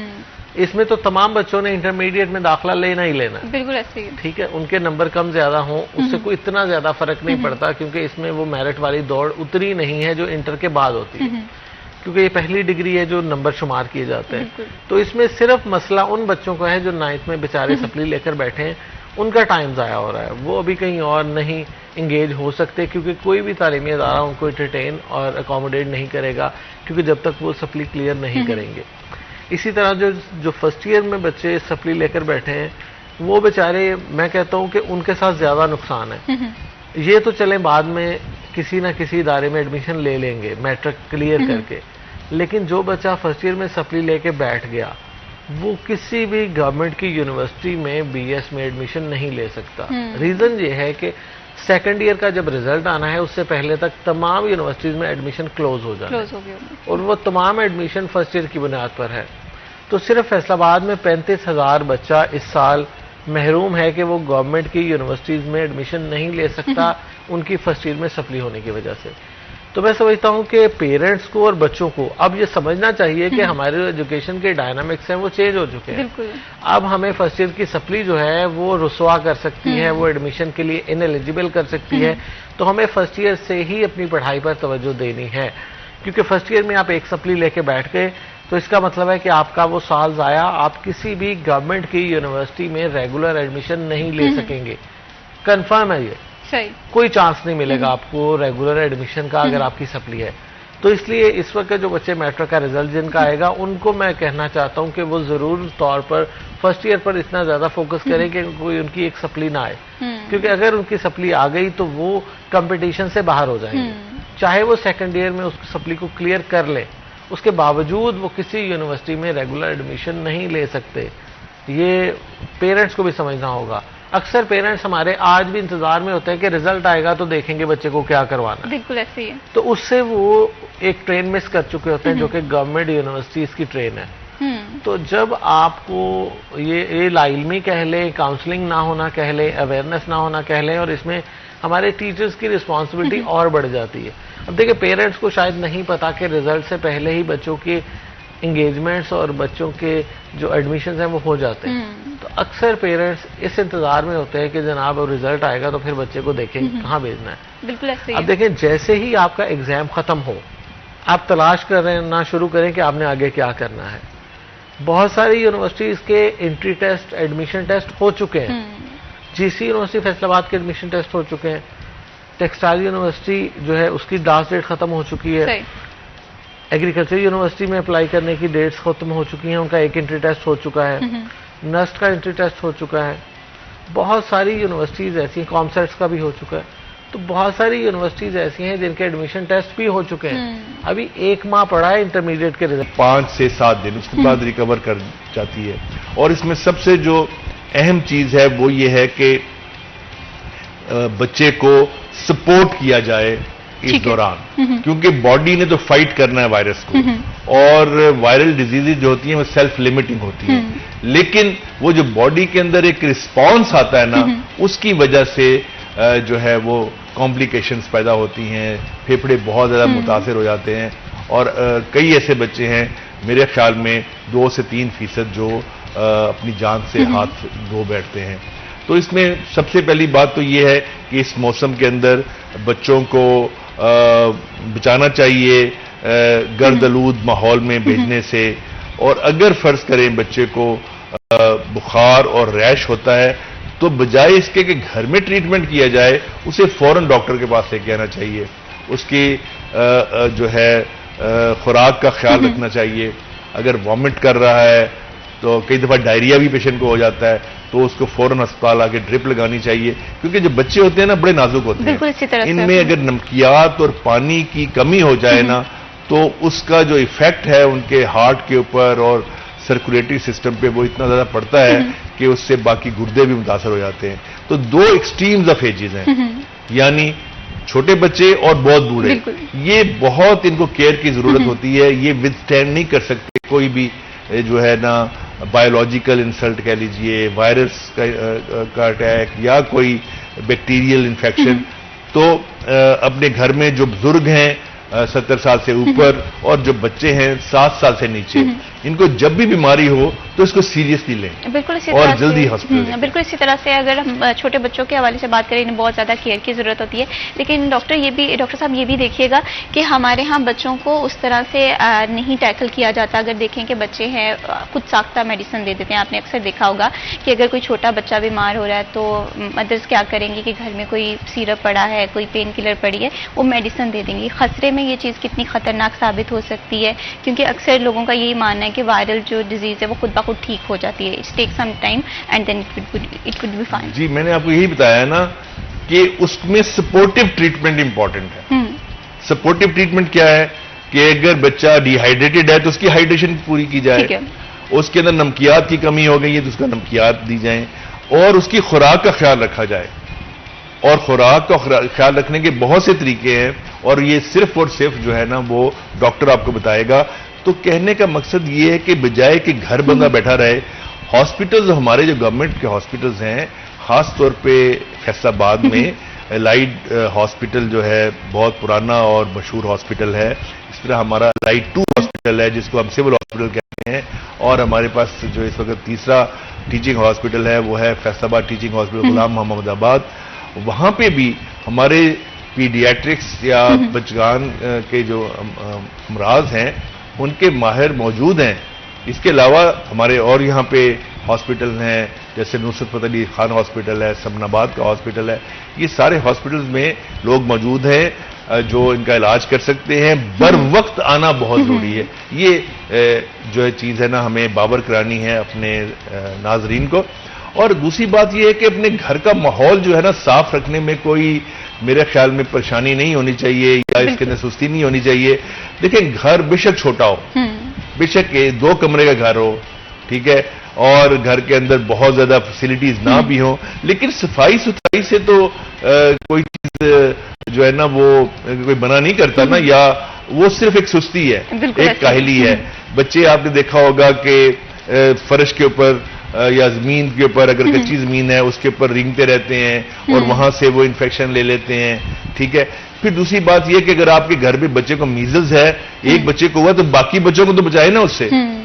उसको 2-4 दिन के लिए किसी और के घर भेज दें, नानी के घर भेज दें, खला के घर में भेज दें कि इनको ना हो जाए, क्योंकि ये एक बच्चे से दूसरे बच्चे को फैलता है। और पहले तो ये था कि ये सिर्फ पीडियाट्रिक एज ग्रुप में होता था, अब हमने देखा है कि बड़ों में भी ये मीजल जो है कई दफा इफेक्ट करता है, जिनकी कुव्वत मुदाफत कम होती है, ठीक है। तो बात सिर्फ इतनी है कि कुव्वत मुदाफत अगर आपकी अच्छी है तो आप बहुत सी जो इन्फेक्शंस हैं, वायरल हैं या बैक्टीरियल हैं, उनको फाइट कर लेंगे।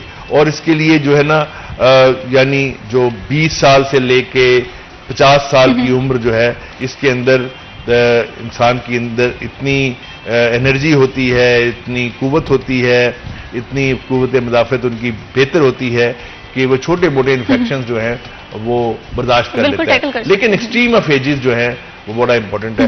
बूढ़ों में भी कई दफा हो सकता है मीजल, बहुत कम है, मे बी लेस देन 1%, लेकिन अगर हो जाए बड़ों में तो वो ज्यादा परेशान कौन साबित हो सकता है। क्या सेम सिम्टम्स होते हैं जिस तरह से छोटे बच्चों में होते हैं कि बुखार होता है, उसके 2-3 दिन बाद रैश आ जाता है और सांस खराब होता है। जो बड़ों में जो है ना फेफड़ों का जो की अलामात हैं, सांस की खराबी, वो जल्दी आती है। सही सही। हल्का सा बुखार, ज्यादा तेज बुखार नहीं है, ठीक है, क्योंकि कुव्वत मुदाफित कम है तो वो रिएक्शन इतना नहीं होगा, ठीक है। अभी वो जो के अंदर बॉडी के अंदर एंटीबॉडीज हैं और जो बॉडी के अंदर डिफेंस मैकेनिज्म्स हैं वो इतने स्लो हो चुके होते हैं कि बुखार नहीं होता। बुखार होता है जब डिफेंस मैकेनिज्म जितने तगड़े हों। आपने देखा बच्चों में ज्यादा बुखार होता है, बिल्कुल, क्योंकि उनके डिफेंस मैकेनिज्म बहुत तगड़े होते हैं, इसी वजह से उनको बुखार भी ज्यादा होता है और बॉडी का रिएक्शन भी ज्यादा होता है। अगर उसमें सपोर्ट ना बच्चे को किया जाए तो बच्चा जो है ही और she comes to the disease. बुजुर्गों में जाके कुव्वत मुदाफियत कम हो जाती है, बुखार कम होता है और सांस खराब होना शुरू हो जाता है, खांसी वांसी आई तो अमूमन आम सब फ्लू वगैरह समझा, लेकिन उनके अंदर अगर मीजल हो जाए तो वो बहुत ज्यादा परेशान कौन साबित हो सकता है। बिल्कुल सही, बिल्कुल। जो छोटे बच्चे हैं या वो लोग जो आई थिंक 50 या 60 से अबव है, उनके लिए ज़्यादा केयर करने की ज़रूरत है। लेकिन अक्सर औकात हम ऐसा करते हैं कि किसी भी बीमारी को या डिजीज़ को बहुत मामूली सा ले लेते हैं, लेकिन वक्ती तौर पे हमें नहीं पता चल रहा होता कि ये बीमारी या ये डिजीज़ हमारे लिए कितनी ख़तरनाक हद तक साबित हो सकती है। तो ऐसे में अपना ख्याल रखना बहुत ज़्यादा ज़रूरी है। तो यहाँ पर डॉक्टर ज़फ़र अली चौधरी साहब, आपसे मैं ये भी जानना चाहती हूँ कि जिस तरह से हमने मीजल के हवाले से बात की, सिम्टम्स देखे, लेकिन बहुत ज़्यादा एहतियात भी करनी ज़रूरी है। जिस तरह से आपने बताया कि एक इंसान में कुव्वत मुदाफत होनी चाहिए, खुराक का किस तरह से ख्याल रखा जाए, कौन कौन सी चीज़ें हैं एक मीजल्स पेशेंट जो है वो नहीं खा सकता, या कौन कौन सी चीज़ें हैं जो इस बीमारी में खाना लाजम हो जाती है जिससे फाइट करने के लिए या स्टेमिना मेंटेन करने के लिए हेल्पफुल हो जाए। देखिए जी, एक तो पानी की कमी नहीं होनी चाहिए, ठीक है। अगर वॉमिटिंग हो भी रही है तो पानी पिलाया जाए। अगर आपने फर्ज करें किसी को 100 ml पिलाया है पानी, ठीक है, और उसमें से उसने 20 ml वॉमिट कर दिया तो बाकी 80 तो रह गया ना, ठीक है। चलें उसने 80 वॉमिट कर दिया, 20 तो रह गया ना, ठीक है। एक तो उसको पानी पिलाना चाहिए, नमकियात की कमी नहीं होनी चाहिए, ठीक है। और अगर बच्चा वॉमिट नहीं कर रहा तो उसको सूप्स पिलाइए, उसको जो है ना थिन किस्म के वो जो राइस बेन थोड़ा सा शोरबा मिला के वो पिलाइए, और इसी तरह उसको अच्छी हाई प्रोटीन डाइट की इसमें बहुत जरूरत होती है। तो बाकी निमकोल का इस्तेमाल किया जा सकता है अगर वॉमिटिंग या डायरिया, क्योंकि इसमें डायरिया भी हो सकता है बच्चे को, क्योंकि एक जनरलाइज्ड इन्फ्लेमेटरी रिस्पांस है। तो वो जो रिक्वायरमेंट है बच्चे की पानी की, नमकियात की, वो पूरी होनी चाहिए। और खुराक आप एक बच्चा जो दिन में खा रहा है और कोशिश करें कि उसको खिलाएं। सॉलिड जो है ना वो बच्चा नहीं खाता क्योंकि उसका दिल नहीं चाहता, तो उसको मुख्तलिफ तरीके से, जैसे मैंने कहा, आप उसको सूप पिला सकते हैं, उसको शरबत पिला सकते हैं, स्कंजमीन पिला सकते हैं, दूध पिला सकते हैं, इस तरह की कोई चीज थिन वो कंसिस्टेंसी की चीजें अगर आप बच्चे को देंगी तो वो बच्चा जो है वो उसकी न्यूट्रिशन पूरी होती जाएगी और उससे उसकी कुव्वत मुदाफत को सपोर्ट मिलती चली जाएगी। ठीक है, तो क्या ऐसी भी कोई खुराक है जिससे हमें इज्तनाब करना चाहिए एक मीजल्स पेशेंट को? नहीं, बिल्कुल ऐसी कोई खुराक नहीं है। आप हर तरह की बच्चे को खुराक दे सकते हैं क्योंकि ये जो आपका निज़ाम इंहज़ाम है उसको बिल्कुल डिस्टर्ब नहीं करता इस सूरत में कि वहां पे जाके कोई खुराक उसको प्रॉब्लम देगी। हाँ, जैसे मैंने पहले कहा है, वॉमिटिंग हो सकती है और वो फीवर का एक आप समझ लीजिए साइड इफेक्ट है और कई दफा डायरिया, लेकिन बहुत कम बच्चों में डायरिया होता है। तो जी, तो इसलिए उसकी जो है ना न्यूट्रिशन उसका बहुत ख्याल रखना चाहिए। बिल्कुल, खुराक का ख्याल रखना बहुत ज़्यादा ज़रूरी है। कोई भी बीमारी हो तब तक हम इस चैलेंज से या इस डिजीज से लड़ सकते हैं जब तक हमारे में स्टैमिना हो, और इसके लिए अपनी सेहत का ख्याल रखना बहुत ज़्यादा ज़रूरी है क्योंकि आपकी सेहत हमारे लिए इंपॉर्टेंट है। फर्दर भी इन टॉपिक्स पर गुफ्तगू करेंगे, लेकिन यहाँ पर वक्त हो एक छोटी सी ब्रेक का, कहीं मत जाइए, हमारे साथ रहिए।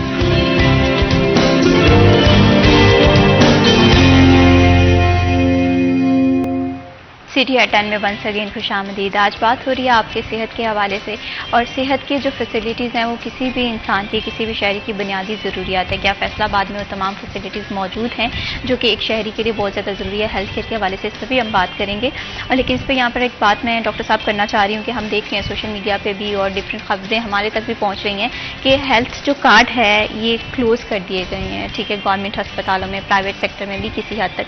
इसके पीछे क्या रीजंस देख रहे हैं? क्या ये बात वाकई सच है?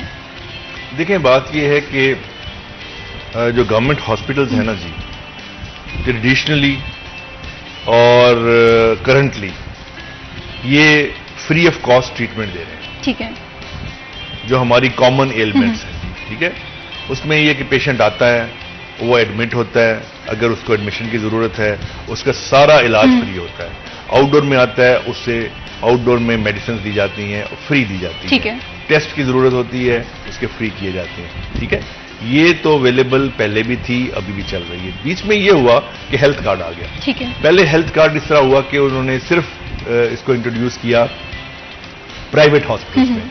उसकी वजह ये थी कि क्योंकि हॉस्पिटल्स जो हैं हमारे, वो उनमें रश बहुत ज्यादा बढ़ गया था, आबादी बहुत बढ़ गई है, हॉस्पिटल केटर नहीं कर रहे थे because of the increased population. ठीक है, तो ये सोचा गया कि जो प्राइवेट हॉस्पिटल्स हैं वहां पे ये हेल्थ इंश्योरेंस के तहत उनको वहां पे भी इलाज की सहूलत दी जाए ताकि लोगों को सस्ता इलाज या फ्री इलाज प्राइवेट सेक्टर में भी अवेलेबल हो।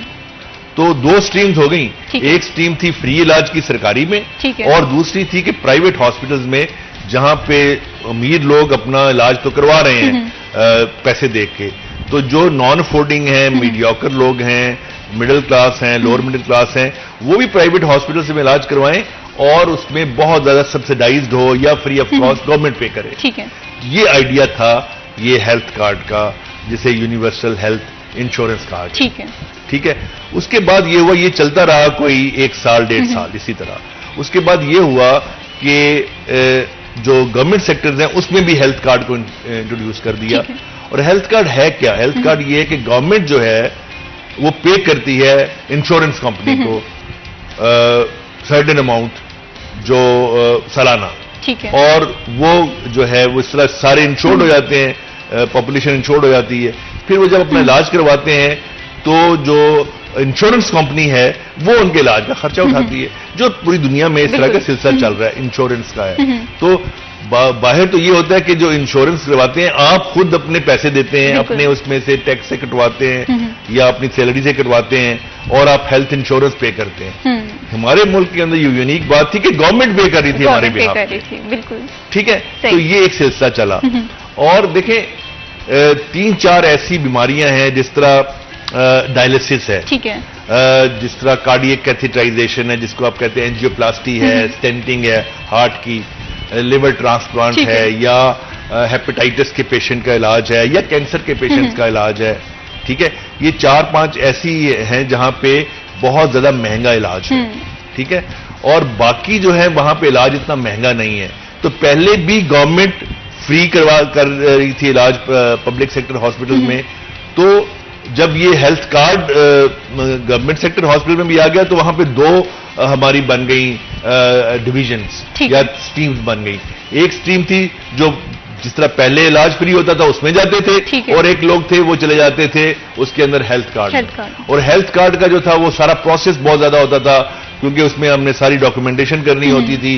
डॉक्यूमेंटेशन करने के बाद हमने इंश्योरेंस वालों को डॉक्यूमेंट्स भेजने थे, फिर वो हमें पैसे भेजते थे और जो हमने उसके ऊपर खर्च किए।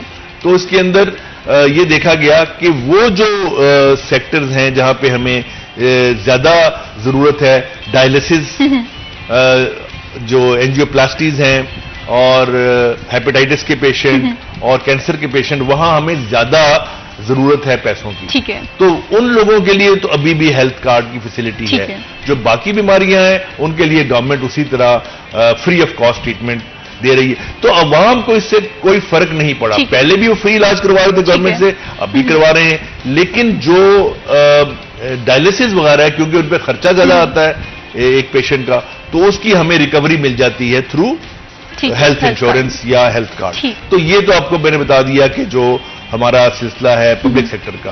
प्राइवेट सेक्टर में भी का उन्हीं बीमारियों के, जो हमने 4 बीमारियों का किया है वो है, और उसके अलावा कुछ ऐसे भी हैं उन्होंने प्राइवेट सेक्टर में रखे हैं, क्योंकि जो लोग प्राइवेट इलाज करवाते हैं आपको पता है वो मीडियोकर लोग हैं या मिडिल क्लास के लोग हैं, उनको भी वहां पे subsidise health card facility available है प्राइवेट में।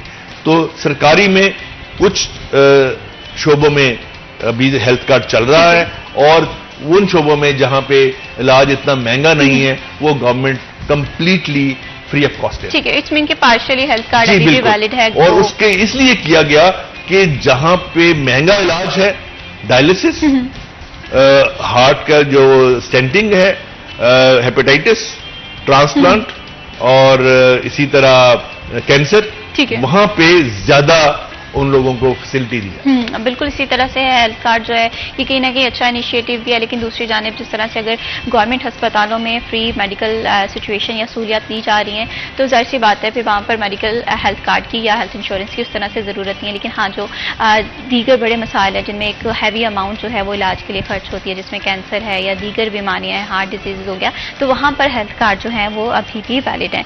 यहाँ पर डॉक्टर साहब ये भी बताइएगा कि अगर गवर्नमेंट अस्पतालों के हवाले से बात करें तो फैसलाबाद के जितने भी 3 टीचिंग अस्पताल हैं इसमें क्या क्या फैसिलिटीज़ दी जा रही हैं, क्योंकि अगर पेशेंट्स के हवाले से बात करें, डिफरेंट लोगों से बातचीत भी होती रहती है, तो कहीं ना कहीं एक तासुर पाया जाता है कि गवर्नमेंट में शायद अभी वो फैसिलिटीज़ मौजूद नहीं है जो प्राइवेट सेक्टर में है।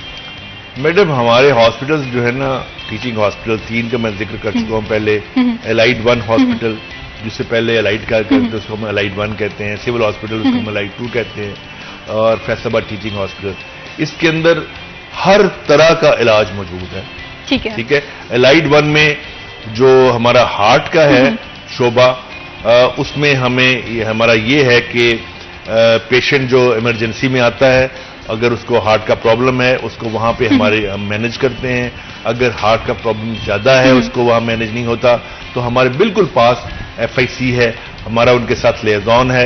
सीरियस पेशेंट को हम FIC शिफ्ट कर देते हैं। इसलिए हमारा जो एक्यूट हार्ट के इश्यूज हैं हम इस तरह उसको सॉल्व करते हैं।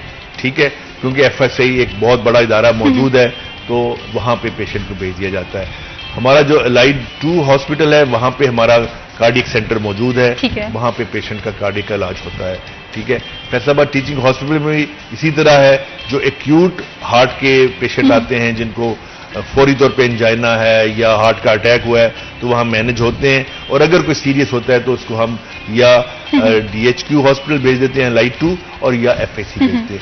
इसके अलावा orthopaedic, neurology, neurosurgery, urology, paediatrics, general surgery, medicine, pulmonology, rheumatology, gastroenterology,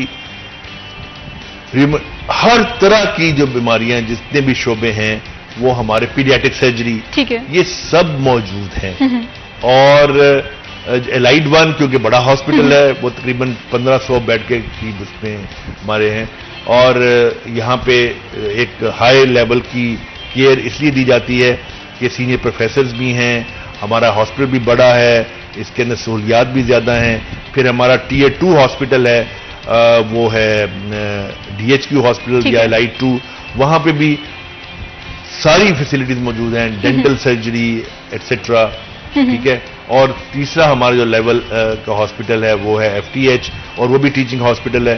तो अगर किसी पेशेंट को ऐसा है जो FTH में आया है, फैसलाबाद टीचिंग हॉस्पिटल गुलाम अहमदाबाद, और वहां पे कोई फैसिलिटी अवेलेबल नहीं है, तो उसको हम वहां से शिफ्ट करके या एलाइट 1 में ले आते हैं या एलाइट 2 में ले आते हैं, ठीक है, ठीक है, क्योंकि वहां पे हमारे पास ज्यादा रिसोर्सेज हैं। और अगर एलाइट 2 में कोई ऐसी चीज है जो वहां पे अवेलेबल नहीं है, तो हम उसको शिफ्ट करके एलाइट 1 में ले आते हैं।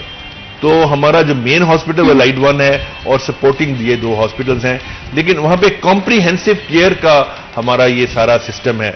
कॉम्प्रिहेंसिव केयर का मतलब ये है कि एवरीथिंग अवेलेबल, और FIC भी हमारा एक साथ पार्टनर है इसमें, क्योंकि गवर्नमेंट का दायरा है, तो हमारे पेशेंट्स जो हैं सीरियस वहां जाते हैं। तो ये 4 हॉस्पिटल मिलके almost every disease is being covered by all these 4 hospitals, and we have excellent human resource in the form of professors, associate professors, assistant professors.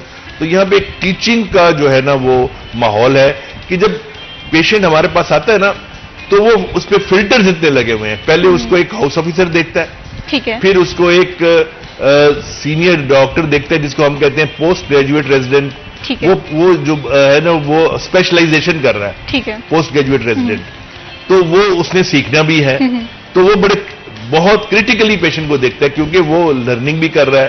फिर उसके ऊपर हमारा एक सीनियर रजिस्ट्रार होता है, सीनियर रजिस्ट्रार होता है, वो क्वालिफाइड बंदा होता है, वो उनको सुपरवाइज करता है इमरजेंसी के अंदर, और अगर कोई प्रॉब्लम आ जाती है तो वो टेलीफोनिकली व्हाट्सएप पे अपने सीनियर्स को कंसल्ट करते हैं, और अगर जरूरत पड़े तो रात को भी हमारे असिस्टेंट प्रोफेसर, एसोसिएट और प्रोफेसर आके मेडिकल और सर्जिकल इमरजेंसी में देखते हैं तीनों हॉस्पिटल्स में। और दिन के वक्त 8 से लेकर 2 बजे तक प्रोफेसर साहब मौजूद होते हैं, वो वार्ड के राउंड करते हैं। तो मेरे ख्याल में मैं आपको ये यकीन से कह सकता हूं कि हमारे पास, क्योंकि देखें मैं पहले भी कई आपके प्रोग्राम्स में जिक्र कर चुका हूं, हमारा मसला आबादी है। बिल्कुल ऐसे ही है। मैं आपको बताऊं कि कल हमारे आउटडोर में एलाइड हॉस्पिटल में 8,423 पेशेंट आए, 8,423 पेशेंट। अब मुझे बताइए एलाइड 1 में 8,423 पेशेंट, और उनके हर पेशेंट के साथ 2-2 अटेंडेंट आउटडोर में आए हैं। अब मुझे बताइए कि ऐसे पेशेंट को मैनेज करना, मेरा ख्याल दुनिया में शायद ही किसी हॉस्पिटल में इतनी आउटडोर आती है। बिल्कुल इसी ठीक है ना। तो मैडम बात हमारी पता क्या है, और ये हमें रियलाइज करना पड़ेगा। अभी पिछले दिनों भी जो था वर्ल्ड पॉपुलेशन डे गुजरा है, आपको पता है, आलमी यौम आबादी, कि हमें अपनी आबादी को कम करना पड़ेगा। और जिस रैपिड तरीके से बढ़ रही है, आप देखिएगा कि अगले आने वाले 10 सालों में कितने और आबादी बढ़ जाएगी, रिसोर्सेज कम हैं, हॉस्पिटल्स भी कम पड़ जाएंगे, हमें इस तरह के और हॉस्पिटल बनाने पड़ेंगे। इसी तरह से वक्त रहते अगर हम इस चीज को नहीं टैकल करें तो ये बड़ा मसला एक बात तो ये बिल्कुल। आपसे मैं फर्दर भी इस टॉपिक पे जरूर आपका पॉइंट ऑफ व्यू जानूंगी। जाहिर सी बात है, फैसलाबाद एक बड़ा शहर है, यहाँ पर जिस तसलसल से आबादी बढ़ रही है ये भी एक चैलेंजिंग है, और दूसरा हेल्थ केयर की फैसिलिटीज के हवाले से हम फर्दर भी बात करेंगे। लेकिन यहाँ पर वक्त को एक छोटी सी ब्रेक करके मत जाइए, हमारे साथ रहिए।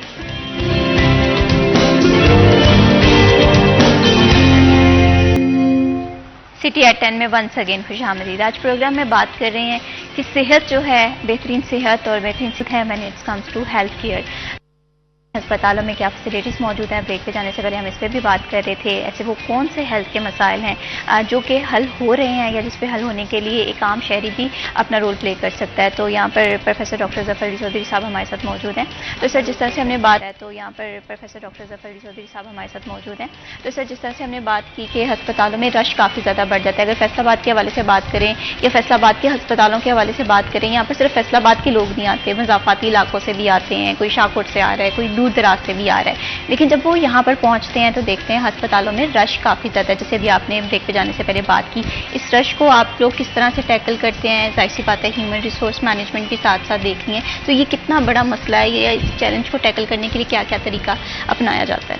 देखिए मैडम, बात यह है, मैंने पहले भी बताया आपको कि प्रॉब्लम यह है कि ओवर क्राउडिंग है, ओवर पॉपुलेशन, ठीक है, उसे हमें कंट्रोल करना पड़ेगा। ठीक है, आज ये मैं बताया, कल का फिगर 8,400 समथिंग, 423, और ये पिछले साल जो था ये तकरीबन 6,000 था। ठीक है, अगले साल ये 10,000 हो जाएगा, फिर 12,000 हो जाएगा। हमारे पास स्पेस तो वैसे उतनी ही है ना, या तो हम और अस्पताल बनाते जाए, पूरा फैसलाबाद में अस्पताल ही हो जाए। तो हमें सबसे पहले जो है ना अवामुन नास को खुद सोचना है कि आबादी पे कंट्रोल करेंगे तब हम सरवाइव कर सकेंगे। सिर्फ सेहत की सहूलियात के लिए नहीं, बाकी जितनी भी सहूलियात हैं, देखें ना, जैसे मैंने आपको बता रहा था कि एक रोटी है, उसको खाने वाले 4 हैं, तो 1/4 आ जाएगी एक बंदे को, और अगर वहां पे 8 हो जाएंगे तो 1/8 आएगी, और अगर इसी तरह बढ़ते जाएंगे तो एक छोटा सा टुकड़ा मिलेगा। तो ये हालात होते जा रहे हैं। पहले तो हमें पॉपुलेशन को कंट्रोल करना है। ठीक है, ठीक है। दूसरी बात यह है कि हमारे अवाम को ये समझना चाहिए कि जो बीमारी का इलाज सिर्फ जो है ना वो दवाई नहीं है। ठीक है, ये हम लोग ये समझते हैं कि बीमारी हो तो जाके डॉक्टर को दिखाएं। हम प्रिवेंटिव एस्पेक्ट के ऊपर काम ही नहीं करते कि बीमारी से बचा कैसे जा सकता है। बिल्कुल सही। ठीक है ना। अभी अब मीजल्स की बात कर रही थी, या कोई भी ये मौसम के साथ जो सांस की तकलीफ हो जाती हैं, तो इससे बचने का तरीका अगर हम अपनाएंगे तो हमें सांस की तकलीफ ही नहीं होगी। बिल्कुल सही।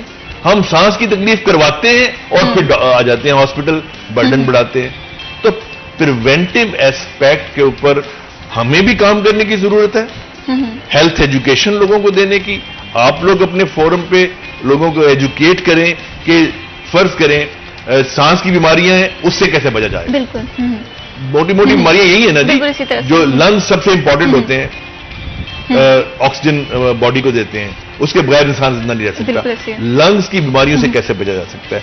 दिल बहुत इंपॉर्टेंट है, क्योंकि दिल अगर आपका जो है काम सही नहीं कर रहा तो आप क्रिपल हो जाते हैं, आप कुछ भी नहीं कर सकते, और खुदा ना खास्ता दिल बंद हो जाए तो मौत वाक़या हो जाती है। इसके लिए कैसे अपने आप बेहतर करना है। दिमाग, स्ट्रोक, इससे कैसे बचना है। ठीक है, ठीक है। लिवर के अंदर आपका हेपेटाइटिस होता है। हमारे यहां पता है हेपेटाइटिस की सबसे, हमारे मुल्क जो है ना हेपेटाइटिस में नंबर 1 पे आ गया। हर 8वां बंदा हेपेटाइटिस का शिकार है, या हेपेटाइटिस सी है या बी है या समथिंग लाइक दैट। ठीक है, ठीक है। डायबिटीज इस वक्त पाकिस्तान टॉप पे आ रहा है डायबिटीज के अंदर। बिल्कुल ऐसे ही है। ठीक है ना मैडम। तो मैंने आपको ब्रेन का बताया, लिवर का बताया, किडनीज, ये हमारे वाइटल ऑर्गन है। बिल्कुल इसी तरह से। अब इनकी जो बीमारियां हैं, अस्थमा और ये जो सांस की ब्रोंकाइटिस वगैरह 1 नंबर हो गया। दिल की बीमारी जिसके अंदर दिल की शरायें सुकड़ जाती हैं, हार्ट अटैक हो जाते हैं, ये हो गया। उसके बाद मैंने आपको बताया दिमाग की जिसमें स्ट्रोक हो जाती है, ये हो गया। किडनी फेल हो जाती है, डायलिसिस पेशेंट होता है, ये हो गया। ठीक हो गया। तो ये जो बीमारियां हैं, जो मैंने 4-5 ऑर्गन्स का नाम लिया है, इनसे बचने की बड़ी क्लियर गाइडलाइंस हैं। ठीक है, जो हर बंदे को पता होने चाहिए। अगर हम लोग मास्क पहने, ठीक है, सड़क पे जाएं तो मास्क पहन ले, ख्वातीन भी पहन ले, मर्द भी पहन ले, ठीक है, आप सांस की बीमारियों से बच सकते हैं। ठीक है, नंबर 1। ठीक है। कितने लोग मास्क पहनते हैं? कोविड में पहने, उसके अलावा नहीं पहनते। उसके अलावा बिल्कुल भी नहीं। ठीक है। अपने घर का माहौल साफ रखें, गर्द आलूद जगह पे मत जाएं। ठीक है। स्मोकिंग से बचें। सही। कितने लोग स्मोक करते हैं, खुद भी करते हैं और बस में भी करते हैं, लोगों को भी खराब करते हैं। तो इसका मतलब क्या हुआ कि अगर हम इन चीजों से करें तो हम 50% जो सांस की बीमारियां हैं उससे बच सकते हैं, लंग कैंसर से बच सकते हैं। अब आगे चलते हैं जी। आप उसके बाद हमने बात की हार्ट की। हार्ट के लिए आप अगर अपनी खुराक ठीक रखें, आप वर्जिश करें, ठीक है, अपना वजन मेंटेन करें, हेल्दी लाइफस्टाइल और अपनाएं, जिसमें कोई खर्चा नहीं आता। मुझे बताएं कि वर्जिश करने में कितने पैसे लगते हैं? बिल्कुल भी नहीं। जिम जाने की जरूरत ही कोई नहीं है, अपने खुद दौड़ें, भागें, बाहर जाएं। कौन? अपनी खुराक को कर्टेल करने में कितना है, शुगर कम इस्तेमाल करने में कितने पैसे लगते हैं? हमने नहीं करना, हमने सब कुछ कर रहे हैं, उसके बाद बीमार हो गया। हमने कहीं ना कहीं हमने अपनी तरजीहात बदल दी हैं। हमारा जो हेल्दी लाइफस्टाइल है, ये भी हार्ट का भी हो गया। अब आगे चलते हैं जी ब्रेन। ब्रेन में हाइपरटेंशन जो है कितने लोग जो हैं मैं चाहे मुझे अपना ब्लड प्रेशर चेक करवाते हैं? बताइए मुझे। बिल्कुल भी बहुत कम। 25-30 साल की उम्र में कितने लोग ब्लड प्रेशर उस वक्त कराएंगे जब जनाब दिमाग फटने वाला आएगा, ओ जी 180 पे ब्लड प्रेशर लग गया। हर बंदे को चाहिए अपना ब्लड प्रेशर जो है ना हर महीने में एक दफा ब्लड प्रेशर चेक करें। ठीक है। अगर ब्लड प्रेशर हाई है तो आप स्ट्रोक से बच जाएंगे। नहीं, नमक का इस्तेमाल बेतहाशा कम करें। ठीक है। शुगर का इस्तेमाल बेतहाशा है, उसे कम करें। भागते हैं कि जी शुगर महंगी हो गई, शुगर वाइट पॉइजन है, डायबिटीज करती है, हम लिए जा रहे हैं। ठीक है, आगे चलते हैं जी। हेपेटाइटिस, ठीक है, हमारे मैंने कितना कॉमन है। हेपेटाइटिस से बचने का तरीका क्या है? कोई भी अपने सिरिंज लगवाने से पहले उसे स्टेरिलाइज होना चाहिए। बी और सी एहतियाती तदाबीर जितनी भी हेपेटाइटिस की हैं वो इख्तियार करना है। कौन मना करता है? पानी जो है सही तरह इस्तेमाल करें, उसको उबाल के करें, आपको हेपेटाइटिस ए नहीं होगा, आप अपने लिवर महफूज कर सकते हैं। गुर्दे के लिए ये ब्लड प्रेशर सबसे बड़ी बीमारी जो गुर्दे फेल करता है। अगर ब्लड प्रेशर मेंटेन किया आपके गुर्दे ठीक रहेंगे। गुर्दे के इन्फेक्शन, ठीक है ना। और कोई ऐसी जो कीमो की दवाइयां खा के कुश्ते खा के अपना गुर्दे साड़ देना। तो देखें, मैंने आपको ये 6 ऑर्गन्स बताए हैं जो हमारे वाइटल ऑर्गन्स। ठीक है। और 6 ऑर्गन्स को महफूज करने के लिए, उसकी केयर करने के लिए, अपना लिवर जो खूबसूरत रखने के लिए मैंने आपको बता दी है कि क्या अपने फेफड़े जो है उनको बेहतर करने के लिए। आपने कभी कभी देखा होगा जब आप ज़िबा करते हैं जानवर उसमें कुर्बानी में, तो आपने कभी उसके फेफड़े देखे हैं? काले होते हैं ना। बिल्कुल। और अगर हम कभी ऑपरेशन करें और कोई 40-50 साल के बंदे का ऑपरेशन करें, उसके फेफड़े देखें काले होते हैं। आप अपने फेफड़ों को काला होने से बचा सकते हैं अगर आप मास्क इस्तेमाल करें। ठीक है। तो हम अपनी अल्लाह ताला का खूबसूरत अतिया है बॉडी। हम बस चाहते हैं कि हमारी स्किन बड़ी खूबसूरत, हम खूबसूरत नजर आए। अंदर हमारा जो है वो बेशक हमारा लिवर उड़ गया हो, हमारा हार्ट जो है कमजोर हो गया हो, हमारे फेफड़े काले हो गए हों, ठीक है जी, गुर्दे हमारे सुकड़ गए हों, उसका हमें ख्याल नहीं है। जब बीमारी आएगी फिर डॉक्टर के पास जाएंगे, खुदा ना खादा डायलिसिस कराएंगे। हेपेटाइटिस हो जाएगा तो आप उसके लिए जो अपने लिवर की ट्रांसप्लांट करवाने के चक्कर में पड़ जाएंगे, बर्डन डालेंगे अपने ऊपर भी, गवर्नमेंट के ऊपर भी। हार्ट अटैक हो जाएगा, जाके एंजियोप्लास्टी करवाएंगे। बिल्कुल सही। तो ये देखें, बिल्कुल, सेहत जो कहते हैं ना 1000 नेमत है, और इस नेमत का और इसका ख्याल किसने करना है? इसका ख्याल हमने करना। बिल्कुल, इसकी रिस्पॉन्सिबिलिटी हम पे, अपनी सेहत का बहुत ज्यादा ख्याल रखें। आपकी सेहत के हवाले से हम फर्दर भी बात करेंगे, लेकिन यहाँ पर वक्त हो एक छोटी सी ब्रेक का। कहीं मत जाइए, हमारे साथ रहिए।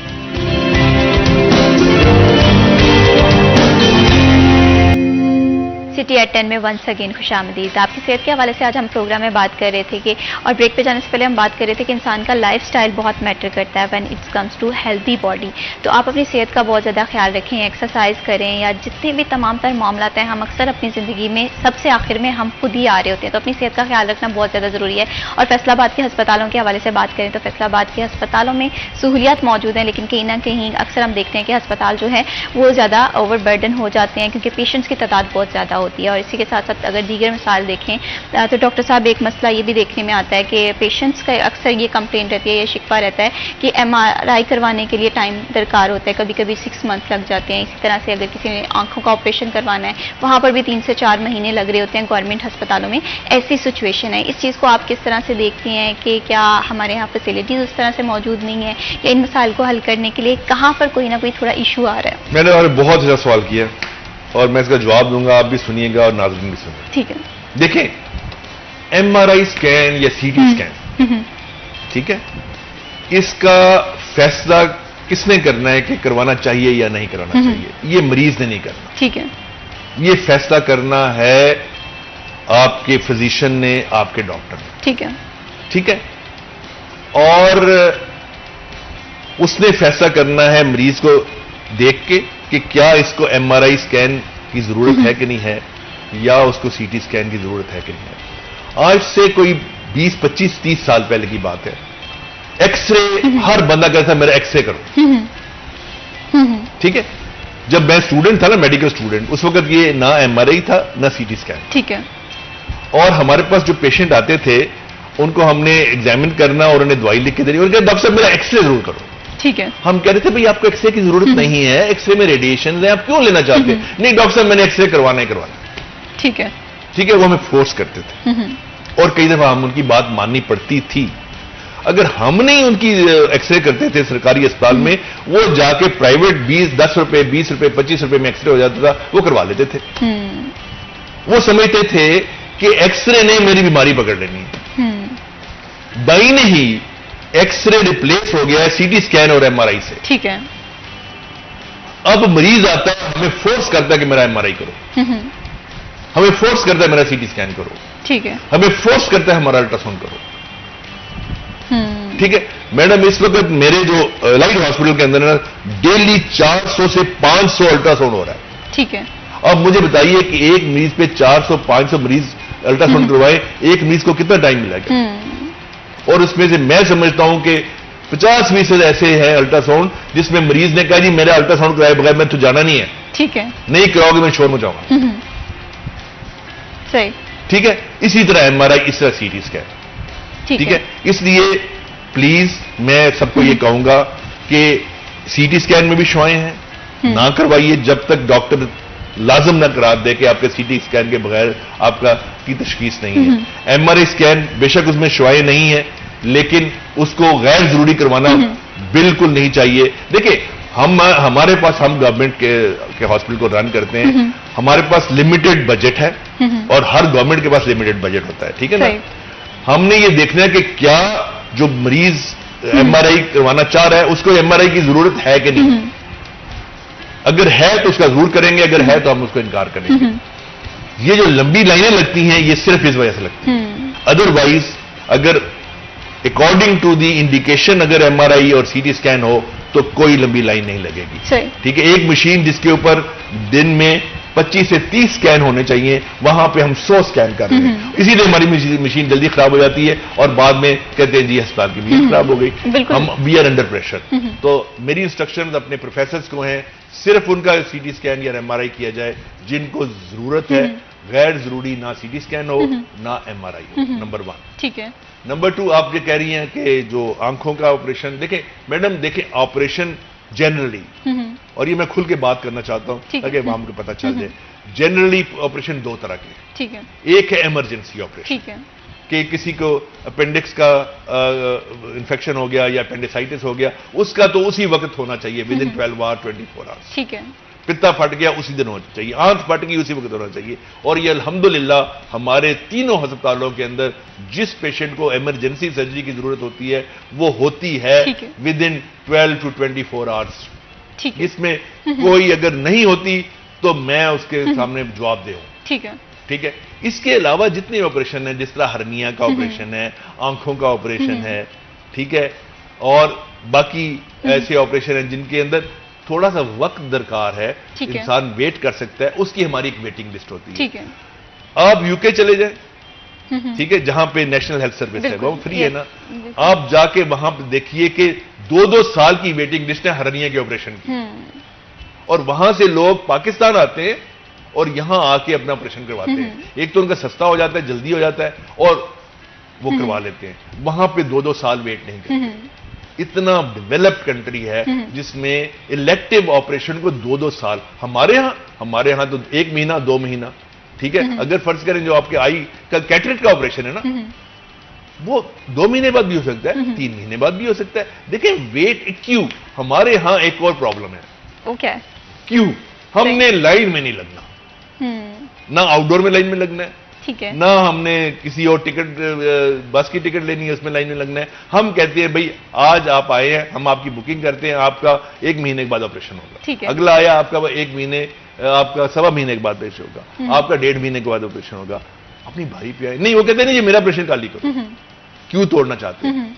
हाँ, अगर खुदा ना खास्ता ऐसा मोतिया है आंखों में जिसका ऑपरेशन फौरी होना है तो हम उसका उसी दिन करेंगे, अगले दिन करेंगे। ठीक है। इमरजेंसी नो क्वेश्चन, ठीक है, इट विल बी डन।